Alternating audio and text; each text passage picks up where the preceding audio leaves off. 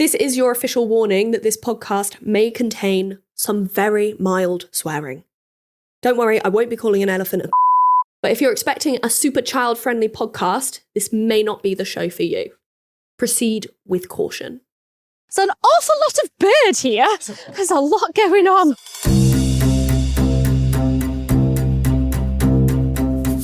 I'm Abi Clarke. I'm a stand-up comedian and I'm on a mission to become the ultimate zookeeper. After a few years on the comedy circuit, I'm worried I've started to run out of material. So what better way to spice up my set than a complete career change and colleagues that could bite me at any turn? I've somehow managed to secure myself a traineeship at Chester Zoo, and I've got 6 weeks to prove that I am cut out for this whole zookeeper life. These guys know their stuff. They are committed to preventing wildlife extinction and raising awareness around conservation and environmental issues. Basically, saving the world. And I'm officially signed up to help them. So it's really important that I don't mess this up. I'm taking you along with me as I try to survive the first few weeks on the job. I'm doing everything. I am not famous enough to be excluded from the poop. I'll be cleaning out the rhinos, training the sloths, and even overseeing some brand new arrivals. What we can do sometimes is feed them corn. Comes out whole in their poo, the same as humans. Target. That is a nose poop. Good. So this is a flamingo. It's pink. This is Abi Clarke, zookeeper in training. I'm ready to dive straight into this. I'm ready to get my hands dirty as I'm about to meet my all-time favourite, the giant otter. Now, okay, I've been waiting my whole life for this. It's like meeting a celebrity. Now, you might think they'd ease me into this, baby steps, but no. My first job involves slicing up raw whole fish, guts and all, and feeding it by hand to these Class A dangerous animals. But at least they're adorable, right?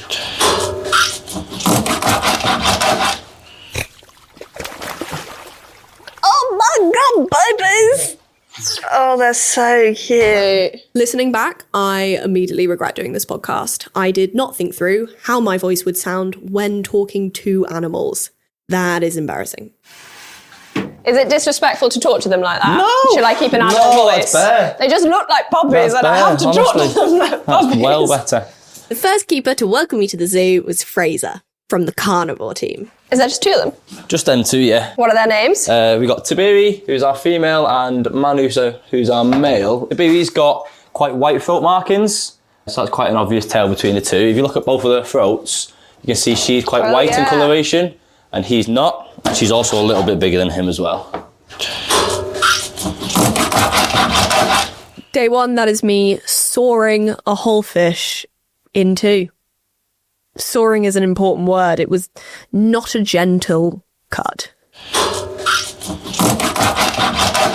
What is this guy's relationship? Like, are they official? Oh, are they he's definitely just seeing each other? Definitely official. I think they keep it under wraps, you know, they don't want many people to know. We only ever see them really communicate and socialise together on cameras. Because normally, when we're here, it is food related, you know, they know us and recognise us as we're being fed. So when we're not here is when, you know, the real action goes down. Is it true that they hold hands? They do hold hands. Do these guys hold hands? They do hold hands. We've got videos of them holding hands, actually. It's very, very cute. So their relationship is really, really special.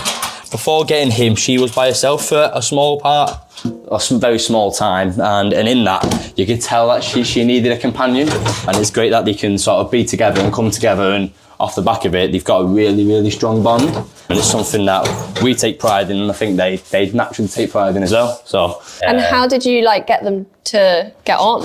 So, honestly, they did the hard work for us, if we're being honest. You know, we can do what we can to try and help them get along with each other, but naturally it was up to them.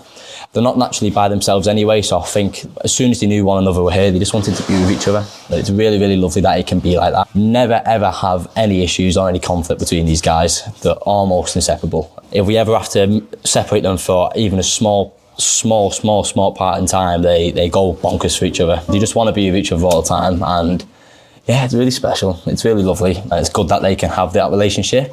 These are giant otter, So right? these are giant otters. So there's 13 different species of otter, and these guys are the largest of them all. They're actually the largest of all the mustelids. So mustelids are essentially the weasel family. So that's your badgers, your ferrets, your moles, and also all different otters as well. And these guys are the largest. So they're found in South America. So all along the Morocco and Amazon River, all along the base of them.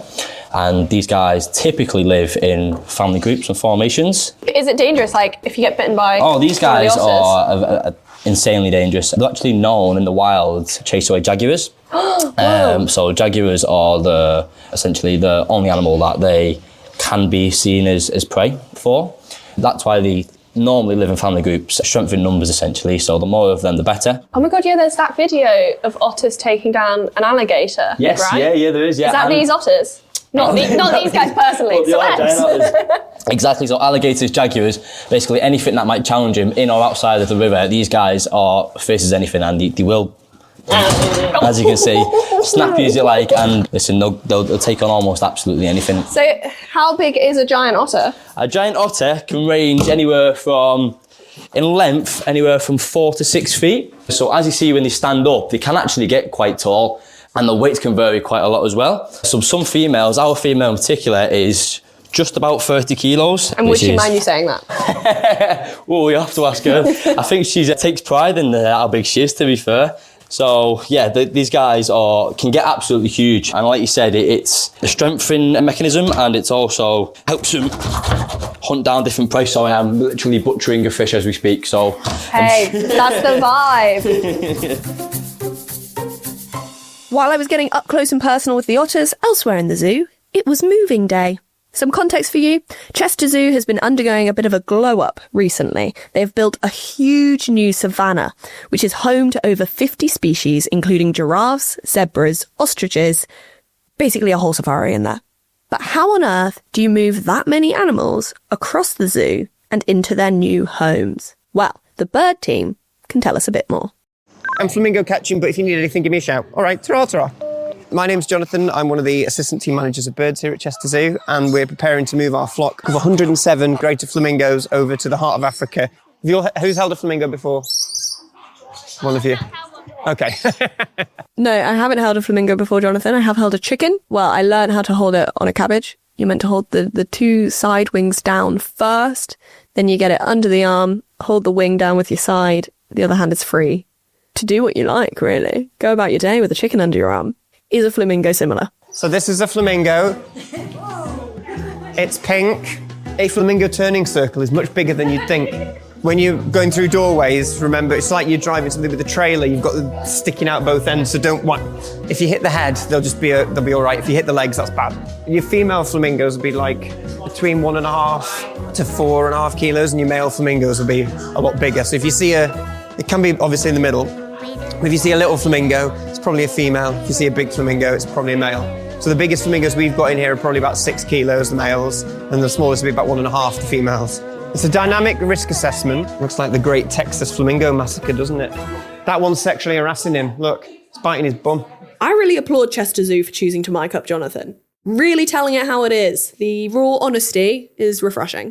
Give it another minute. We've just got a little backlog.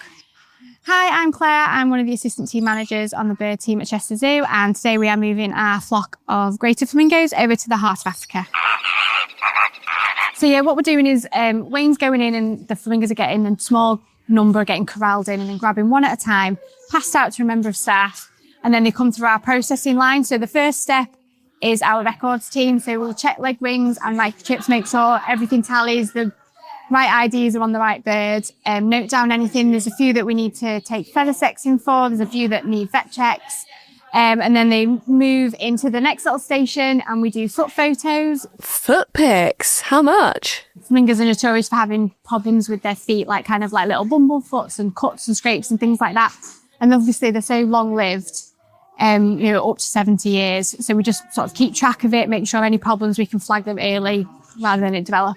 And then we're just doing a weigh. It's just the final part of a health check, just to make sure everything's sort of within the boundaries of what we'd expect. And anything particularly underweight, we can flag it as a potential problem. How do you weigh a flamingo? I hear you ask. Okay, well, you start by weighing a human, whoever draws the short straw. Today, it was a woman called Esther. We weighed Esther first, and then once we knew how much Esther weighed, we could then add a flamingo. do the maths, and work out how much the flamingo weighed on top. The flamingos have very different personalities. Sometimes the males can be more aggressive than the bigger males, so they're a little bit trickier to hold, which can sometimes it makes it easier, sometimes it's harder, and they feel less secure, so they wriggle more. And we do have some that will just sit there, hold their head up, and go through the whole process and are absolutely fine. We have others which want to bite you, the other flamingos, the person stood next to you, and we have to actually have a second person to hold the head as you're going through, just because they literally will just peck at anything as they go past. And although they're a filter feeder, they have a strong beak and it will give you a really nasty pinch.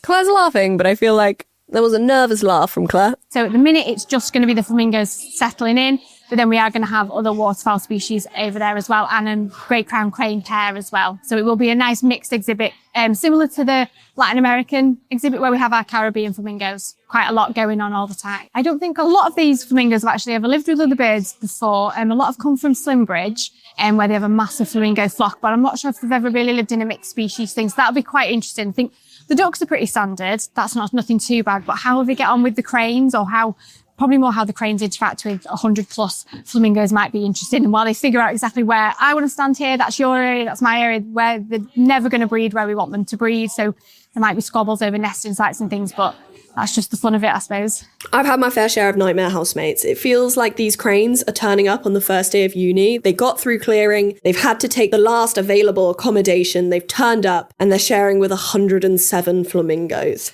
I mean, I had to share with 2 rugby lads and they pissed in the sink, so to be honest, I think I prefer the flamingos.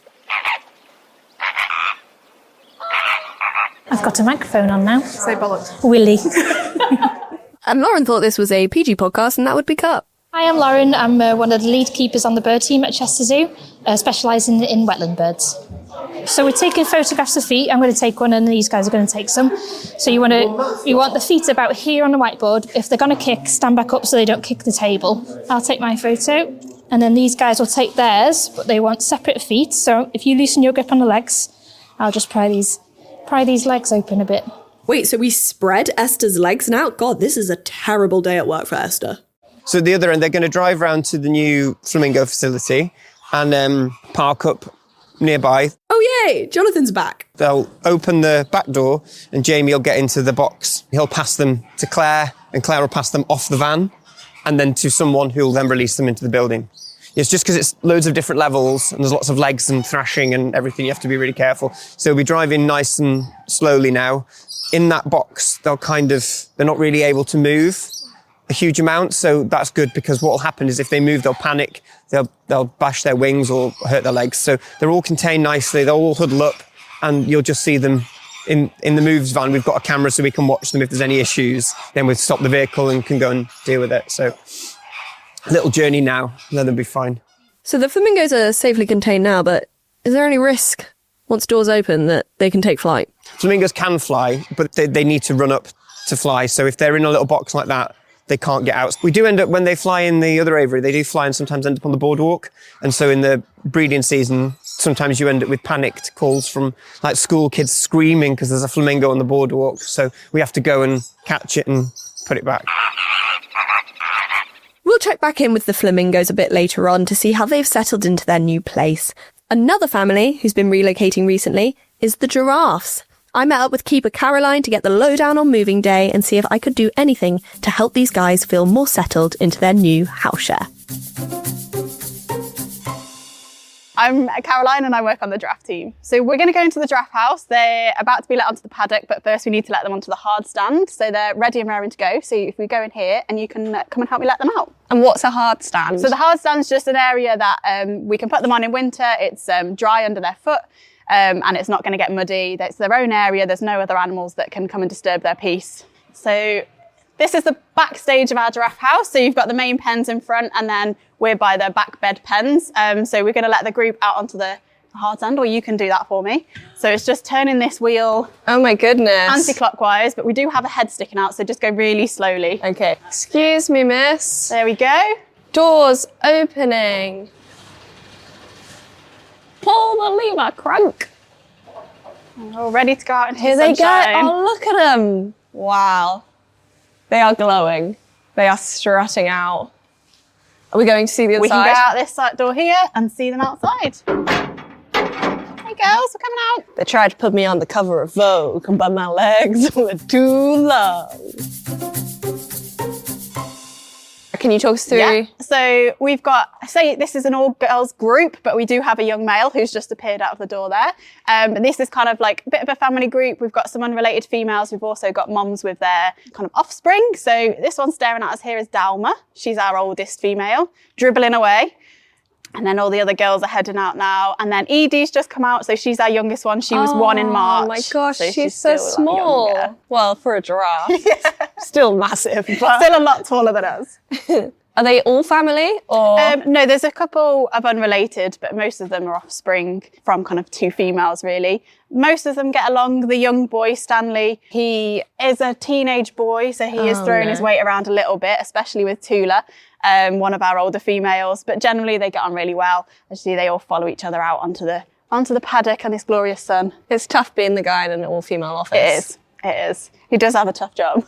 So they moved a couple of weeks ago. Where were they before? So they were in another area of the zoo that they'd been in for many years. The house had been built in the 1960s. We'd had giraffes in there for a very long time, so it was a big deal to move them into this new area. We watched this whole area grow and be built, and that was really cool to see it step by step.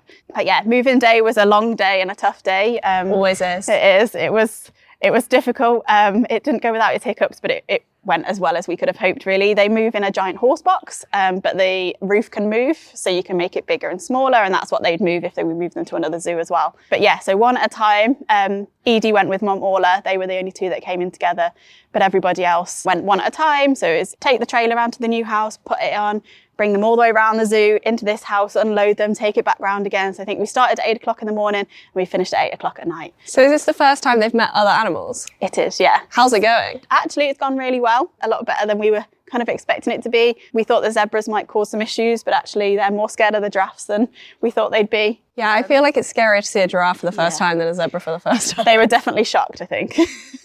And how many days now have they been with the others? A couple of weeks now, so we've done it really gradually. So we let everyone go out onto the paddock for the first time on their own, give them a week or so on their own just so they can get used to it. Then we mix the zebras in, and actually we mixed the giraffes, zebra and ostrich all together for the first time yesterday. Oh my God. But yeah, we've kind of done it all gradually, so everyone's kind of had their moments to get used to everybody before we put everybody together. And how do you introduce an ostrich to a giraffe? So they can see each other through the fences first, and then it's a little bit of just let them go and see what happens. And we have people in different places on the paddock that can help if need be and step in. What was your plan if you introduced them and they all just started spitting at each other, throwing hands? So we have a vehicle out there at the moment that sits out there all the time, so we can kind of break fights up if we need to. We can get in the middle of it with fire extinguishers. So the fire extinguishers are just for a noise, so it's a bit of a shock tactic. So it would just be a really short blast of a fire extinguisher, and that's just enough quite often to kind of for the animals to go, oh, what was that? And they forget about what they were doing. So sometimes that's all it takes, is just that short burst of, right, can we think about what we're doing? Take a moment, breathe. Control yourselves. Are you going to regret this later? Exactly. It's like writing in the notes app before you send an email. Yeah, exactly. So we've got that control of just going, can we just have a moment to think about what we're doing? And then, yeah, various people in different areas. We've got food. The antelope and the zebra are actually recall trained, so we can make a noise. So the roe and antelope are trained to a bell. So if they hear the bell, they know they need to go inside. Wow. The zebras are trained to a clacker. So that's kind of a good tactic that we used when we first moved over there. Before we started mixing them, we put those noises out so that we have that, again, slight bit of control when we put them together. So hopefully that noise is better than fighting with the giraffes. That noise is, I go and get food, and that's better than that. So I feel awful I haven't got them anything for their new home. Yeah, you should do. I didn't get a gift. I'm sorry. Do giraffes like Dunelm? I don't know. What can we make them? What can we do? We can put some food up, like I said before. The way to their heart is through their food, so we can make some food for them and pop it up and see if they'll come over. Let's do it. So we've just got lunch boxes. This is what I have my lunch in. They are literally ones bought from the shop. So it's really important for giraffes to use their tongue. So we've designed these feeders so that it's not just going into a bucket, picking the food out as quick as they can, scoffing it down and move on to the next thing. These feeders slow everything down. So we can just So what are we putting in them? So this is just their breakfast. We spread it out through the day. So it's like food mixed in with hay? So it's called alpha. Basically, the alpha just slows it down. They need lots of fibre in their diet. So the alpha is very fibrous and it just helps with their digestion. So rather than just giving them the pellet, which they would eat really quickly, it just helps kind of everything stick together in the stomach. It's like eating with a really small Yeah. knife and fork. Yeah. Slows them down. Yeah. It's like being on a diet. Yeah. So we've got like a draining pipe? It is literally just a drain pipe. A drain pipe with little plastic sticks going through it so that they've got to loop their tongue round, I'm assuming. Yep. And then genuinely just regular lunch boxes with holes cut in the top. Don't need anything fancy for a giraffe. Are they with a human schedule of breakfast, lunch and dinner, or are there any extra meals? So they technically just get a morning feed and an afternoon feed, but like I say, we try and spread it out through the day. So we'll give these multiple times through the day. So they're pretty much constantly eating. If they're not eating the pellet, they're eating the browse and the branches that we put up for them, which is probably the most important bit of their diet. Whoa, they're running! Hey guys. Oh no. Someone's getting told off. Who's getting told off right now? I don't know who started it. Millie was getting shouted at, so Millie was probably one that came charging in. Millie. Millie was the last one to go out. She did not want to cross that boundary. It was like an invisible line that she couldn't go past. She didn't want to go to work today. Yeah, no. And so she came in ready to start drama. Yeah. Do you ever get worried when they're running at that speed Yeah. into a closed... Yeah. Especially when it's still, obviously they have been in this house for a while now, but it's still an area that they're getting used to. And Oh, they're back. There's still a vibe. Oh, there's still a vibe. Is there one particularly greedy giraffe you have to keep an eye on? say they're all pretty greedy.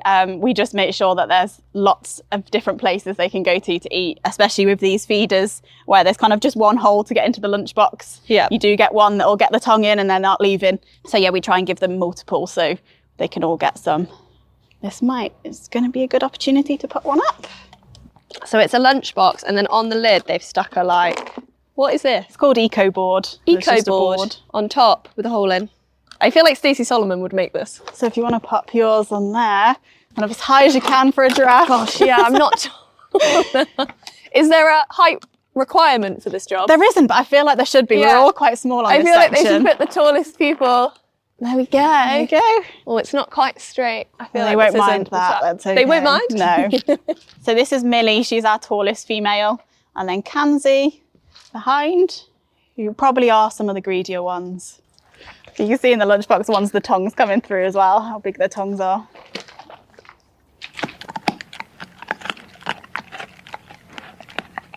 So are any of these species endangered? So the giraffes and the zebras are both endangered. There's actually lots of different types of giraffe. So there are 4 different species of giraffe and 7 subspecies of What, giraffe. in there right now? No, Oh, so just these as are just one. But yeah, there's lots of different types of giraffe in Africa. So there's about 3,000 of these left in the wild. There's lots of work going on to discover the different populations. So it's really important that if you move in a giraffe from one location in Africa to another location, you're moving the right giraffes. So they are compatible when they're moving and breeding together. So there's a lot of research going into that at the moment, a lot of work on saving habitats and areas that they can be moved back into and that are big enough for populations of giraffe. They don't massively have predators, or lions will take an opportunity, especially with an ill one or a young giraffe, but it's mostly humans. God, we suck. We do suck. Steady, steady. It's okay, Mill. Good girl. Millie's having a day today. Millie's not okay with life today. No, she's got the Monday scaries. Hi. They're very judgy. Yeah, I felt judged right then. The side eye was strong. They are really, again, sensitive to new people, changes. So change of uniform, change of colour. If I wore a hat and I don't normally wear a hat, that would be a problem. Yeah, but that's just because you don't look good in hats. Maybe that's what it is. All this time, I've just been wearing them. They're like, wear a good hat, no problem. But Again, judging me. they're very judgy. Is there anything that people do that's not good that you're like, oh God, this is going to wind the giraffes up? If people are being particularly loud or... They're not very good with loud noises, sudden movement. So if people appear out of nowhere, it can scare them. High vis, they're not the best with high vis clothing. So they'll just stand and stare at you and judge you again. Again, it's just ugly. They just don't like bad clothes. Zookeeper Abby, I'm going to have to pause you right there. This is Studio Abby from the future with a quick story. Just after we finished recording with Caroline, we passed a group of children arriving for a day at the zoo, all dressed in high-vis. I think we know where the giraffe's hate for high-vis comes from. So it's my first few weeks. Well, what does it take to be a giraffe keeper? So I feel like today we've done all the nice stuff. We've given them the food, we've seen them out on the sun, but actually there's quite a lot of poo to pick up. So I think we need to try you out on the poo picking. Oh, maybe not. Maybe I'll just do the... No, they all poo. Okay. And why did you pick giraffes? Did you pick? Yeah. So I have grown up with horses. So I like hoof stock and that kind of zebras, giraffes, and who doesn't want to work with a giraffe? Yeah, they are just really big horses. They're more like cows. Oh, really? Yeah. But I feel like when they run, that's such a little gallop. They're very graceful when they run. Yeah. It's more horsey run, but actually the giraffe design, the feet, the kind of stomach digestive system is more cow. I see. But I love cows too. They're all right. I mean, they're not a giraffe. They're not a giraffe, hence why I'm looking after the giraffes. If you want to hear more about the work that the zoo is doing, head to chesterzoo.org/podcast. This feels like the perfect time for me to tell you about my brand new Instagram and TikTok accounts. I've been filming loads of my zoo adventures for you to see as well as hear. So if you want to see the giraffes enjoying the enrichment boxes I made them, or watch the team move 107 flamingos from A to B, you're going to want to head to @TraineeZookeeper. Speaking of flamingos, I am dying to hear how their move went. I've moved house more than my fair share of times, and let me tell you, it's never easy. Especially not when there's 107 of you. If you take that, I'll grab the legs. You have the body for now, and then I'll pass you the legs, because there's an awful lot of bird here. There's a lot going on. Only another 37 at the other end. Claire sounds like she's handling it very well. She sounds very chill, very calm, very relaxed. So when we got here, because they're loose in the back of like the padded box, they can fall over, and they had done. And then they sort of trample on each other and get a little bit stuck and a little bit difficult. And sometimes when that happens, they then don't want to get back up. And a couple, we let them go, and they took a step and they just kept landing in the water and like kind of falling, not bathing, just like face plant in the water. So there's one little one who just repeatedly did not want to hold its own weight. So I've just got it in a little dry space just to recover for 20 minutes, because I don't want it to fall in the water when we're not there, when we're busy doing this. It's stood up now, so it should be okay, but I just need to put it somewhere, just a little protection for 20 minutes, and then it should be fine with the rest of the group. Yeah, it can happen. So a few flamingos are just having a moment, sit in a dark room, check that they're all right, check that they can handle it, much like after you've given blood. It sometimes we had a few fall down, so then you're trying to untangle birds that have had a little bit of a trauma, but it's much quicker because you're not doing any of the processing. So you're literally grabbing, walking a few feet and letting them go. So generally it's nicer and quicker at this end. But yeah, sometimes they're a bit stressed because they've been moved around, so they can be even more bitey than normal. So that's how the flamingos are on day one of their new home. But how about a few months later? Like when they do the reunion episode on maths. Hi guys. So the flamingos moved in probably about 2 months ago now, wasn't it? Something like that. The first week they were kept locked in the shed because we needed them to know that was where the food was. So we needed them to be familiar with the shed and everything like that, because it's a whole new space for them as well. And there was still some work to do in here. And then after that, we let them out, and it was amazing. They went straight to this island, which we've designed as a nesting island for them. So they went straight there, and even the oldest ones in their 70s are still going around swimming near the reeds and everything like that. Most of the time they do stay together, and then they have friendships within the group. So certain pairs are friends with other pairs and things like that, and they kind of wander around. You do end up with some years they'll think, oh, do you know what? I don't want to be with you anymore. I'll go with this one. So it depends as well. If you've had to move one out, we generally tend to select flamingos for export. We think, right, you're paired with you, so when you move to a new collection, you'll go together, because otherwise you end up, if you think you're you could live to 80 years old, and we just, separate you from your mate. So when we export them, we tend to make sure, right, Beryl and Jim, you go together, and Daisy and whatever, you go together. So.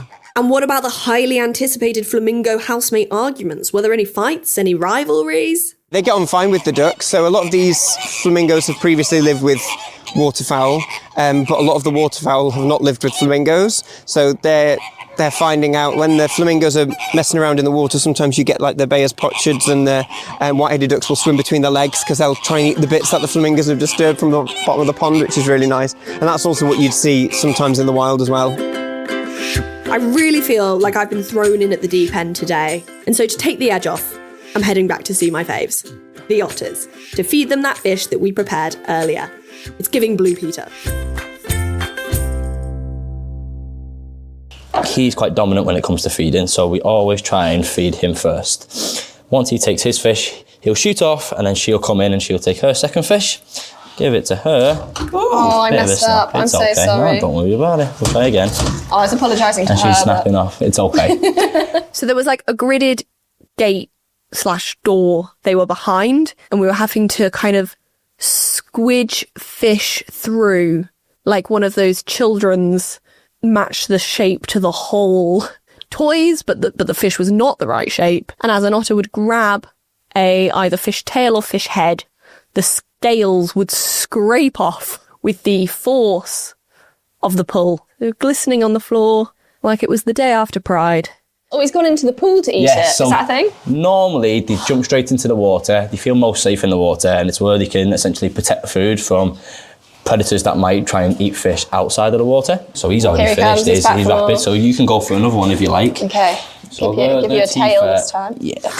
I was trying to feed just fish tails for as long as I possibly could. I was avoiding the heads. And then slowly the bucket went down and down, and I eventually had to feed a fish head to an otter. So their teeth are used like razor blades, so they'll come one way and cut side on, and then teeth on the other side will come the other way, and they'll sort of chop and chop and chop and chop and chop until the fish is all gone. That's when they come again. And I assume they don't get a stitch. I don't think so. Brilliant question from me. Do otters get stitches? Honestly, Michaela Strachan, look out. I'm coming after your job. You can see over here, he's rubbing sand on himself now. Yeah. Oh, she is, sorry. She's come back. How dare you? Are you filthy now? Why have you come back like that? You have to jump back in the water. She's rolling in the dirt. Rolling. They love a good little play. You catch them quite often doing that to one another. And it helps with the skin as well. Gets rid of any pests or any termites and things that might be attached to them. Hey! Are we planning any family ventures for these guys? Oh, hopefully so. You can see look they at them are snuggling. Snuggling up, inseparable. That's the plan. These guys are here for breeding purposes. They're both part of the European breeding programme. And we've seen some matings, but we can't be too sure. It's very hit and miss. So all we can hope is that they keep getting on the way they are, and I'm sure, no doubt, we will have some in the future. And how do you check whether she's pregnant yet? So naturally, her weight will be gained. So naturally, she'll put on a bit of weight. Her appetite will become significantly more, because obviously she's feeding for more than just herself at that point. And her teats, so her teats become very visible under the water. She didn't like you talking about her teats? she popped it up. No, she was like, don't you be talking about my teats. That's private. We've had many successful litters in the past, so no doubt, if these guys are anything like the previous ones, we'll be good. There is so much spooning happening as we talk. It's intense, isn't it? There's the head rested on the belly and the back. They're putting on quite a show. What's so good about these guys? I mean, what isn't so good about these guys? Yeah, I think they're adorable. The way they are and the way they act and the personalities, you become so attached to them. I think as a group as well, as a duo, being so inseparable, it's so nice to have two individuals that are like this with one another. You take a lot of pride in it as well, you know, knowing that I can look after both of these and these two can have an amazing, lovely life together and be able to do what they want when they want. It's so easy to take so much pride into it. And again, they do it for you, to be honest. The way they are, the behaviours, how they act, how they are with one another, it's so hard not to love them and love to work with them. They're just so exciting, so enthusiastic, just a proper joy. And it's so different with them every day because they do have their own little unique things about them. And it's almost like something different every day with these guys. Like some days you can't shut him up, and then some days he's just quiet as a mouse, and it intrigues you. And I think they're intrigued by us as well. You know, the fact that we're able to sit here now and they're so calm. He's almost going to sleep. You know, they're just so comfortable. And again, it's something you naturally take pride in. How did you become King of the Otters? How are you? King of the Otters? Are you? I don't know. I'm not. I've assumed King you're of the the boss. Otters. I do regret that. I do regret King of the Otters. But I think it's now on Fraser's wall. I think he loved it. So So I started actually as an apprentice. So August 2022, I started as an apprentice here, the first ever apprenticeship scheme run by Chester for zookeepers. So I started here, in August 2022, and I did a 2-year course, which consisted of working with carnivore specific animals. So this was the otters, but it was also various other animals. And throughout them 2 years, you learn how to look after them, what to do, lots of different things, and it, not that it was super duper intense, but in a way that you enjoy it. So I did me 2 years, got me qualification, and then off the back of that, I was kept on.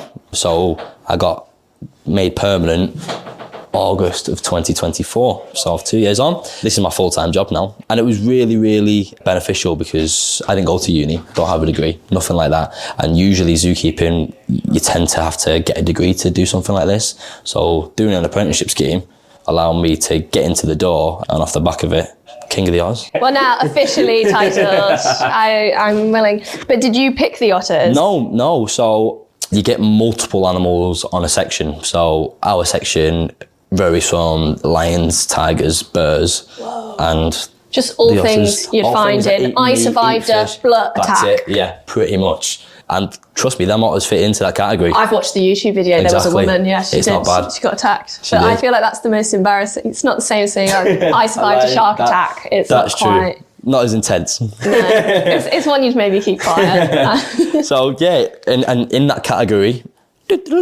our otters are here. So the fearsome beast. Trust me, and they want to be.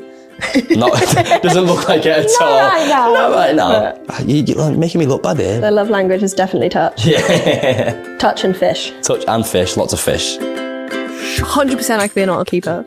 I loved the otters. I love Fraser as well. I think me and Fraser vibed. The chemistry, spectacular. Not in a weird way, just we got on. I think I would fit in on the carnivore team. They've got all the cool animals, really. Let's be honest. I would have to get over handling, let's call it meat. But I did quite quickly get over that, to be honest. Even as the otters skinned the fish off scales as they ripped them through the gate. And they had such a personality. There's only 2 of them, you get to know them quick. Felt like Fraser had a relationship with them. Not in a weird way, again. Just like, he knew them, it felt like they knew him. You're not gonna lose count. That's not a risk. There's 2, there's always been 2, they're pretty big. They're adorable. They're pleased to see you, whether it's because you've got food or not. I'll take the validation in any form. I'd 100% be an otter keeper, yeah.